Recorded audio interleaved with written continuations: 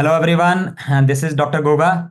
So I am very happy that with me is Dr. Palash Agarwal, and he has got again excellent rank in NEET PG exam. So he has got a rank of 810. Welcome, Dr. Palash.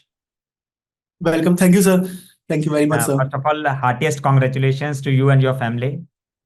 Thank you, sir. Thank you very much, sir. Sir, तो पलाश, sir, आप अपनी पहले तो अपने बारे में थोड़ा कुछ बताओ, फिर उसके बाद जो स्टूडेंट्स जो सुन रहे हैं उनको अपनी प्रिपरेशन के बारे में बताओ, उनको थोड़ा गाइड करो कि what yes. Should be done to get a good rank like you. Sir, sir, I am Dr. Palash Agarwal. I have done MBBS from SOS Medical College. And sir, like मैंने preparation start third year से कर दिया था. Okay. Sir मैंने sir सारे main videos देखे हैं, main lectures से अपने नोट्स बनाए हैं सर. और सर मैंने प्रिंटेड नोट्स यूज नहीं किए, मतलब मैंने खुद ने हैंड रिटन नोट्स बनाए थे, ग्रेट जो ग्रेट. कि बहुत इंपॉर्टेंट लगते हैं मुझे, क्योंकि सर हैंड रिटन नोट से अपन क्या है रिवाइज कर सकते हैं easily.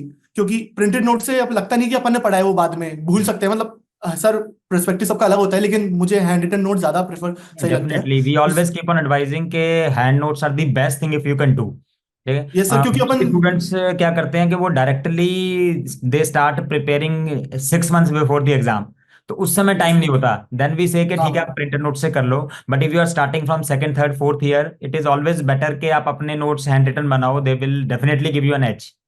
Yes sir. Sir handwritten note से क्या है कि आपको जैसे लगा कि टीचर ने इंपॉर्टेंट चीज बोली है, वो सर आप एनोटेट कर सकते हो, और आपका रिटर्न आपको याद रहेगा. आपको चाहे से आपने पढ़े भी ना हो ना, 3-4 महीने बाद भी आपको लगेगा कि हाँ ये मैंने सुना तो था, कुछ ऐसा याद है.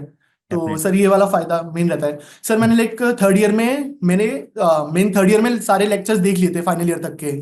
थर्ड ईयर में मैंने पूरा कंप्लीट, मतलब एक बार मेरा टारगेट था कि एक बार नोट्स बन जाए और कंसेप्ट क्लियर हो जाए.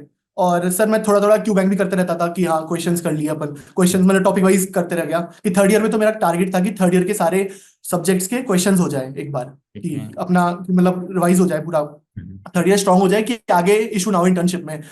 तो सर थर्ड ईयर में मैंने ऐसा किया था. फिर फाइनल ईयर में सर मैंने फाइनल ईयर को अच्छी तरह से रिवाइज और सारे क्यू बैंक करके क्वेश्चन कर दिए थे, मतलब अच्छी तरह से क्यू So बैंक you कर were लिया था already मैंने. ready by the end of final year with all the subjects. Yes sir. Sir और मैंने sir first GT most probably October में दिया था 2022 में, मतलब फाइनल ईयर के मिड में. फर्स्ट जीटी मैंने जब से चालू किया था मेरी जीटीज, तो मैम सर मेरा उस वक्त भी स्कोर सही था, मतलब जीटीज में लाइक मेरा आई थिंक 155 करेक्ट था फर्स्ट जीटी में मेरे. तो सर कि थोड़ा उससे कॉन्फिडेंस आया था कि हाँ अपन ट्रैक पे है, कि अपन ने नोट सही है पूरे, और अपन आगे कर सकते हैं, मतलब लाइक कवर कर सकते हैं पूरा कोर्स. अभी टाइम है काफी. तो सर मैंने फिर मेरे फाइनल ईयर के प्रॉफ्स थे. फाइनल ईयर के प्रॉफ्स के बाद सर एक वीक का ब्रेक लेके फिर अपना इंटर्नशिप में स्टार्ट कर दिया था सर पूरा कोर्स वापस रिवाइज करना. और सर मेरा टारगेट ये रहता था कि हर संडे एक जीटी देना जरूरी है, मतलब 9 to 12:30 वाले टाइम पे.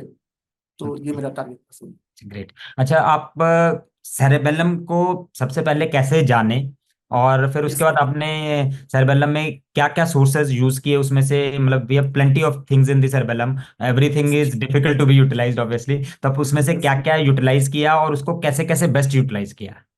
सर सेरिबेलम मैंने सितंबर में सेरिबेलम क्विज दिया था hmm. Sir, in which I got 26 rank. Sir वो उसके कारण मुझे सेरिबेलम टीम ने पूरा इनवाइट किया था सर क्विज के ओके. लिए. सर हम दिल्ली आए थे, फिर सर आपसे मिले थे सर, बहुत मतलब great great, it I was remember like that. मतलब बहुत अच्छा एक्सपीरियंस था सर पूरा क्विज का. तो हम्म. सर फिर उसमें हम सेलेक्ट हुए थे सर, वो फिर ऊपर राउंड हुए थे क्विज के, वो राउंड के हाँ. कारण cerebellum sir team has given like they have given me the app. Hmm. Sir it was like मतलब उस वक्त मेरा लगता है कि मतलब सेरिबेलम बहुत इंपॉर्टेंट था, क्योंकि मतलब ऐप ही, मतलब क्योंकि मेरा उस वक्त ज्यादातर हो चुका था कोर्स, अब लगता हम्म. था कि अब करें क्या, मतलब सही से कि हम्म. प्रिपरेशन सही लेवल पे चले, क्योंकि अभी टाइम था एग्जाम में. हम्म. तो फिर सेरिबेलम से सर मैंने लगभग सारे जीटीज दिए. ओके. लाइक लाइव विंडो में नहीं देता था सर, मैं 1-2 दिन बाद देता था, जिससे hand hmm. To hand review कर सके, क्योंकि लाइव विंडो में फिर सर टाइम लगता है रिव्यू में. तो हम्म. मैं हैंड टू हैंड मतलब 1-2 दिन बाद देके रिव्यू कर सके. ज्यादातर मैंने ऐसे ही दिए सर जीटीज. ओके. और सर मैंने बीटीआर पूरा एक्सटेंसिव भी देखा है पूरा, मैंने हैंड रिटन नोट्स बनाए बीटीआर के. और ओके. सर लास्ट के लाइक पहले मार्च में था नीट, तो हम्म. मैंने सर दिसंबर तक बीटीआर पूरा देख के, सर मेरा टारगेट था कि बीटीआर में मेन नोट्स का एनोटेट कर दूं, मतलब बीटीआर एक शॉर्ट 500 पेजेस का शॉर्ट रिसोर्स हो जाए, कि आखिर के हम्म. 2 मंथ्स में आराम से आप रिवाइज कर सको सब कुछ. लाइक आपको स्ट्रेस ना हो कि हाँ लास्ट में भूलने का जैसे स्टेजेस होती है. हम्म. मैम ने पूरा अच्छी तरह से, मतलब इतना अच्छी तरह से कवर किया हुआ है बीटीआर में कि आपको जरूरत ही नहीं है कुछ और करने की, कि अगर डेफिनेटली. आपकी प्रिपरेशन अच्छी तरह से, मतलब लास्ट में आप देख सकते हो. तो सर मैंने एनोटेट कर दिए थे और मेन नोट से पूरा एनोटेट कर दिया था बीटीआर में कि हाँ मुझे अब यही देखना है। लेकिन फिर सर शिफ्ट हुआ नहीं, तो मैंने एक बार सोचा मेन नोट्स एक बार और रिवाइज कर लेते हैं, और लास्ट में सर बीटीआर ही मैंने पूरा किया था, ओनली बीटीआर था मेरा सर सोर्स। ग्रेट। और वो मैंने सर लास्ट में ऐसा था कि 1 वीक में रिवाइज हो जाता था पूरा। Definitely. And how helpful were the ईएनडीज?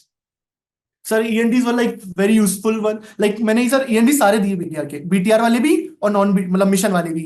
Like okay. Mission 1.5 series जब से हाँ। सर फेब में आई थिंक चालू हुई थी, तो मैंने सारे दिए थे वो लगभग। और उसके सर वीडियो सॉल्यूशंस बहुत ज्यादा हेल्पफुल थे, क्योंकि सारे मतलब पीवाईक्यू बेस्ड टॉपिक्स थे।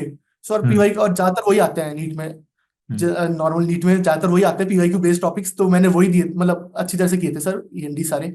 और ईएनडीज के रिवाइज भी किए थे, और मैंने लगता जो जो गलत होते थे उसके एक नोट्स बना लिए थे कि लास्ट में, हाँ मेरी रॉन्ग डायरी टाइप की कह सकते हैं आप, कि सर लास्ट में ही रिवाइज कर लूं मैं कि हाँ ये कंसेप्ट क्लियर हो जाए। Great great. एंड तो व्हाट काफी about sir, late night PYQ marathon? Yes sir मैंने लेट नाइट पीवाईक्यूज भी सर सारे दिए हैं। लाइक सर वो बहुत इंपॉर्टेंट थे, क्योंकि एक तरह से मुझे फोमो नहीं रहा कि मैंने पीवाईक्यूज नहीं किए हैं। लाइक सर 10 साल के पीवाईक्यूज पूरे कवर किए थे उन्होंने, 2014 से लेकर 2024 तक के सारे, 2023 तक के मतलब सारे कवर थे। तो सर एक फोमो नहीं रहा मन में कि हाँ पीवाईक्यूज नहीं किए हैं, या फिर पीवाईक्यूज करे बहुत टाइम हो गया है, तो डेली आप लगभग 40 या फिर 80 पीवाईक्यूज हाँ। होते थे, वो कर लो आराम से, तो फोमो नहीं रहेगा कि हाँ पीवाईक्यूज रह रहे हैं, या फिर भूल गए क्या पीवाईक्यूज, कि हाँ रिवाइज करने पीवाईक्यूज अलग से, नॉट तो ओनली कवर हो दैट, जाते हैं। बाकी ज्यादातर जगह पे you will get PYQs of last 5 years only, not older yes then sir. That. तो हाँ इसमें सर, और सर वी हैव ट्राई कोई टू रिलायबल कंप्लीट 10 एक years। रिलायबल सोर्स है कि पिछले 10 ईयर्स के रिलायबल सोर्स से पीवाईक्यूज मिल रहे हैं आपको, कि अच्छी हम्म। तरह से आप कर सकते हो कवर, कि हाँ ये इंपॉर्टेंट टॉपिक्स है। क्योंकि सर काफी सारे, जैसे प्रवीण सर भी कहते थे कि काफी सारे टॉपिक्स रिपीट होते थे। लाइक हम्म। स्कॉफ क्वेश्चन था, सर ने बताया था आईएनआई में रिपीट हुआ था, ऐसे हम्म। काफी सारे रिपीट होते थे। अभी भी पीवाईक्यू रिपीट हुए थे एक दो, तो हाँ, ऐसे कुछ तो पीवाई के बाद टॉपिक्स तो वही रहते हैं फाइनली, है ना? वही टॉपिक्स तो वही रहते हैं, कुछ कुछ तो क्वेश्चन भी रिपीट हो जाते हैं नीट में सेम, हाँ, अब की बार डेफिनेटली। भी हुआ थे सर वैसे। डेफिनेटली। तो पीवाईक्यूज अच्छा, बहुत जरूरी थे। Plus you were you with the available on the Telegram group of Cerebellum Academy, उसमें थे? यस सर आई वाज, तो यस आई हैव उसमें जॉइंड से टेलीग्राम आपको ग्रुप। उसके बारे में कुछ कमेंट्स के वहाँ पे कुछ फायदा नुकसान ग्रुप का? सर सर मैं दोनों ग्रुप पे था सर, सेरिबेलम वाले में भी और बीटीआर ग्रुप में भी था। सर सेरिबेलम ग्रुप का फायदा ये था कि sir Praveen sir like sir motivated video डालते थे जब लगता था कि अब पढ़ने का मन नहीं कर रहा, बहुत हो गया, क्योंकि बहुत बार बार पोस्टपोन्ड होते थे। सर नीट तो लगता था कि अब नहीं पढ़ना, एक बार आईएनआई से सीट ले लो, फिर हो गया आपका फ्री। सही बात। लेकिन सर ने इतना मोटिवेशन दिया कि हाँ सर, डालते रहते थे कि लास्ट 10 डेज है, लास्ट 5 डेज है, आपको कैसे प्रिपेयर करना है। मतलब वो एंकरेज करता था कि नहीं अभी पढ़ना है, अभी बचा है टाइम आपका, तो लास्ट में बेसिकली मिस नहीं होना चाहिए। हमारा पर्पस यही था उस ग्रुप का कि हम स्टूडेंट्स के साथ रहें, उनका हाथ पकड़ के उनको लास्ट डे तक ले जाएं बस। ये सर लास्ट डे तक पूरा, सर लाइक मैम की आशीर्वाद क्लास हाँ। की लास्ट डे में अटेंड करना पूरा, मतलब ऐसा लगता था मैम सर पूरी जर्नी अटेंड की है सेरिबेलम के साथ ही, कि हम्म। हाँ मैम ने स्टार्टिंग से लेके एंड तक पूरा हमें, मतलब मेरा पूरा सोर्स ही बीटीआर है सर, मैंने बताया आपको, पूरा हम्म। मेन बीटीआर नोट्स फिर कुछ एनोटेटेड पॉइंट्स। तो हम्म। आखिर में लगता था कि हाँ मैम ने ही पूरा यहाँ तक पहुंचाया है। और बहुत मैंने बहुत मैम की रेडियोलॉजी भी देखा था, वीडियो पूरे सारे। That's great. अच्छा प्लाश, जो स्टूडेंट सुन रहे हैं, अगर आपको यस लास्ट वर्ड्स मतलब एक ब्रीफली आप समराइज करना चाहो कि आपके नेक्ट एग्जाम के लिए, मे बी आईएनएससीटी जो आने वाला है या फिर नीट 2025 के लिए, तो उनको क्या चीजें ध्यान में रखनी चाहिए, और what are the must do things and what are the must not do things? Yes sir. Sir like अब 2 महीने बाद ही नीट है sir, like 10th of November, sorry INI है 10th ऑफ नवंबर को।